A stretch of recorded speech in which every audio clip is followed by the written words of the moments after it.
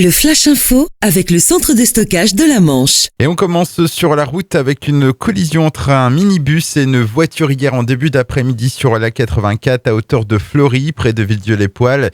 Une femme de 22 ans qui se trouvait dans le minibus a été gravement blessée. Elle a été transportée par l'hélicoptère Dragon 50 vers le CHU de Caen. 5 autres personnes ont été plus légèrement blessées et transportées vers les hôpitaux d'Avranches et Granville.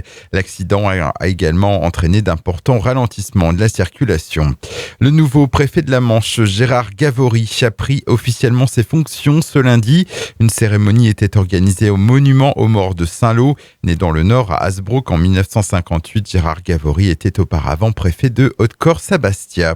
L'inquiétude de l'association Itinérance qui vient en aide aux migrants à Cherbourg face à de nombreuses réservations enregistrées dans le cadre du 75e anniversaire du débarquement. L'association craint pour l'accueil des migrants.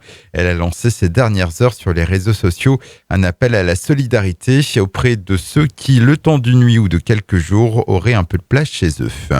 Le centre hospitalier public du Cotentin recherche un interne en gynécologie pour les mois de juin et de juillet à Cherbourg. Le besoin est urgent. Actuellement, il y a 4 internes au service gynécologie. Il en faut 5 pour être bien et assurer une bonne répartition du planning. C'est une institution à Cherbourg. Le Café du Théâtre va fermer ses portes à la fin du mois. L'établissement n'aura finalement pas trouvé l'équilibre économique en 9 ans et la liquidation judiciaire a été prononcée. Avant sa fermeture, une soirée avec apéro dînatoire offert sera organisée vendredi 28 juin à partir de 18h. Et puis du handball, c'est demain, mercredi 5 juin, que la JS Cherbourg lance sa campagne d'abonnement pour la saison de Pro League 2019-2020.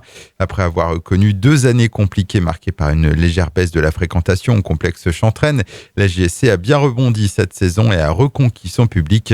On rappelle que les hommes de Nicolas Tricon ont terminé à la 9e place du classement de Pro League. Le Flash Info vous a été présenté par Landra, centre de stockage de la Manche à Digoulville. Pour en savoir plus et visiter notre centre, 0810 120 172, coup d'un appel local.